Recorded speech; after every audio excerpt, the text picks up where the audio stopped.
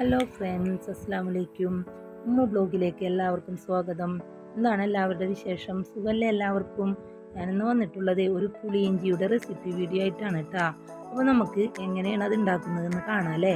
ഞാൻ ഇഞ്ചി എടുത്തിട്ട് ഇതുപോലെ നല്ലപോലെ കഴുകി വൃത്തിയാക്കിയിട്ട് ചെറിയ പീസാക്കി അരിഞ്ഞെടുത്തിട്ടുണ്ട്. പിന്നെ കുറച്ച് പച്ചമുളക് എടുത്തിട്ട് അതും കട്ടി കുറച്ച് തന്നെ അരിഞ്ഞെടുത്തിട്ടുണ്ട്.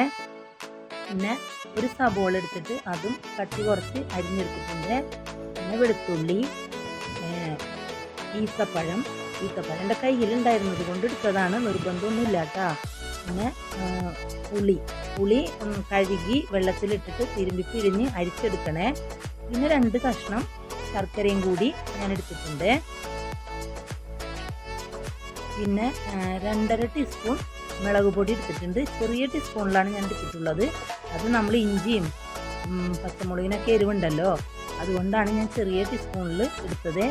പിന്നെ 1 ടീസ്പൂൺ മഞ്ഞൾപ്പൊടിയും കൂടി എടുത്തിട്ടുണ്ട്. പിന്നെ 1/4 ടീസ്പൂൺ ഗരം മസാല എടുത്തിട്ടുണ്ട്. അത് നിർബന്ധമില്ല, ആവശ്യമുണ്ടെങ്കിൽ മാത്രം എടുത്താൽ മതി. പിന്നെ ഞാൻ മൺകലം എടുത്തിട്ട് മീഡിയം ഫ്ലെയിമിൽ അടപ്പത്ത് വെച്ചിട്ടുണ്ട്.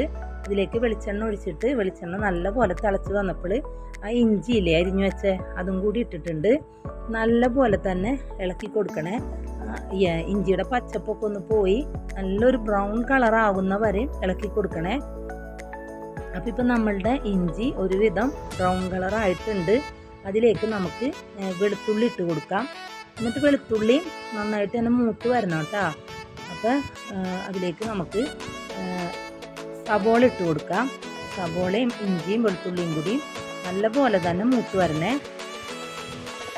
ഇപ്പോൾ നമ്മളുടെ സബോളയും ഒരുവിധം മൂത്തിട്ടുണ്ട്.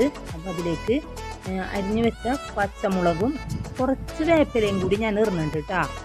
വേപ്പില നമ്മൾ ഇനിയും ഇടുന്നുണ്ട്, പൊരിച്ചിടുന്നുണ്ട്. അതുകൊണ്ടാണ് ഇപ്പം ഇങ്ങനെ പറഞ്ഞത്. അപ്പം നിങ്ങൾ മറക്കണ്ട, എനിക്ക് സബ്സ്ക്രൈബ് ചെയ്യാത്തവരുണ്ടെങ്കിൽ സബ്സ്ക്രൈബ് ചെയ്യുക, ലൈക്ക് ചെയ്യുക, ഷെയർ ചെയ്യുക, എന്നെ സപ്പോർട്ട് ചെയ്യണേ. അപ്പോൾ ഇപ്പം നമ്മളുടെ ഇഞ്ചിയും പച്ചമുളകും ഒക്കെ എല്ലാം കൂടി നന്നായിട്ട് തന്നെ ഒന്ന് നല്ല ബ്രൗൺ കളറായി വന്നിട്ടുണ്ട്. അതിലേക്ക് നമ്മൾ എടുത്തു വെച്ച മുളക് പൊടി മഞ്ഞൾപ്പൊടി ഇട്ടിട്ട് അതും നല്ലപോലെ തന്നെ ഇളക്കി എല്ലാം കൂടി യോജിപ്പിച്ചെടുക്കണേ. അപ്പം അത് കരിയരുത് കേട്ടോ, മൺകലത്തിലായതുകൊണ്ട് പെട്ടെന്ന് കരിയും. കൈയെടുക്കാതെ തന്നെ ഇളക്കി കൊടുക്കുക. നല്ലൊരു മണം വരുന്ന വരെയും ഇളക്കി കൊടുക്കണേ. അപ്പം നമ്മളുടെ ആ പുളിയുടെ ചാറില്ലേ അതെടുത്തിട്ട് അതും കൂടി ഒഴിച്ചു കൊടുക്കണം കേട്ടോ. നല്ലോണം മൂത്ത് വന്നതിന് ശേഷമാണ് പുളിയുടെ വെള്ളം ഒഴിക്കേണ്ടത് കേട്ടോ. ഇനി നമ്മൾ ഈ കറിയിലേക്ക് ഉപ്പ് ഇട്ടിട്ടുണ്ടായിരുന്നില്ല, അപ്പോൾ ആവശ്യത്തിന് ഉപ്പും കൂടി ചേർക്കുന്നുണ്ട് കേട്ടോ. എല്ലാം കൂടി നല്ലപോലെ തന്നെ ഞാൻ ഇളക്കി യോജിപ്പിക്കുന്നുണ്ട് കേട്ടോ. അപ്പോൾ ഇതിലേക്ക് എന്നിട്ട് നമുക്ക് മധുരം, നിങ്ങൾക്ക് കൂടുതലും മധുരം വേണമെന്നുണ്ടെങ്കിൽ ശർക്കര ഇത്തിരി കൂടി കൂടുതലിടാം. ഞാനിപ്പോൾ ഇതിൽ 2 കഷ്ണം ശർക്കര ഇട്ടിട്ടുണ്ട്. കാരണം ഇനിയിപ്പോൾ എൻ്റെ ഈത്തപ്പഴം കൂടി ഇടുന്നുണ്ടല്ലോ, അതുകൊണ്ടാണ് ഞാൻ 2 ചെറിയ കഷ്ണം ശർക്കര ഇട്ട് നിർത്തിയത് കേട്ടോ. എന്നിട്ട് നല്ലപോലെ തിളച്ച് വരുമ്പോൾ നമ്മൾ എടുത്ത് വെച്ച ആ ഗരം മസാല ഇല്ലേ, ഗരം മസാലപ്പൊടി അതും പിന്നെ ഒരു കുറച്ച്, അധികം വേണ്ട കേട്ടോ, കുറച്ച് കായത്തിൻ്റെ പൊടിയും കൂടി ചേർത്ത് കൊടുക്കണേ. ഞാനത് ആദ്യം പറയാൻ മറന്നുപോയി.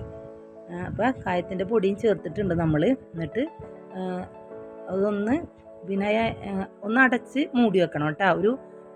ഒരു 5 മിനിറ്റ് അടച്ച് മൂടി വെച്ച് അതൊന്ന് നന്നായിട്ട് തന്നെ തിളച്ച് വരുമ്പോൾ നമ്മൾ എടുത്ത് വെച്ച ഈത്തപ്പഴവും കൂടി അതിൽ ചേർത്ത് കൊടുക്കണേ. എന്നിട്ട് അത് നല്ലപോലെ തന്നെ കുറുകി വരാൻ വേണ്ടിയിട്ട് വെക്കണേ. നല്ലോണം കുറുകി വരണം നമ്മളുടെ കറി, അപ്പോഴാണ് നമ്മളുടെ പുളിയിഞ്ചിയുടെ ടേസ്റ്റ് വരുള്ളൂ കേട്ടോ. ഒരുവിധം നമ്മളുടെ കറി കുറുകി വന്നിട്ടുണ്ട്. അപ്പോൾ ഞാൻ വേറൊരു അടുപ്പത്ത് ചട്ടി വെച്ചിട്ട് അതിലേക്ക് കുറച്ച് വെളിച്ചെണ്ണ ഒഴിച്ച് കൊടുത്തിട്ടുണ്ട്. പിന്നെ കടുക് ഇട്ടിട്ടുണ്ട്. കടുക് നല്ലപോലെ പൊട്ടി വരുമ്പോൾ 2 വറ്റൽമുളക് എടുത്തിട്ട് ഇതുപോലെ പൊട്ടിച്ച് അതും കൂടി ഇട്ടിട്ട് ഞാൻ പൊരിച്ചെടുക്കുന്നുണ്ട്. പിന്നെ കുറച്ച് വേപ്പിലയും കൂടി. അപ്പോൾ നമ്മളുടെ കറിയിലേക്ക് അത് ഒഴിച്ച് കൊടുക്കുന്നുണ്ട്.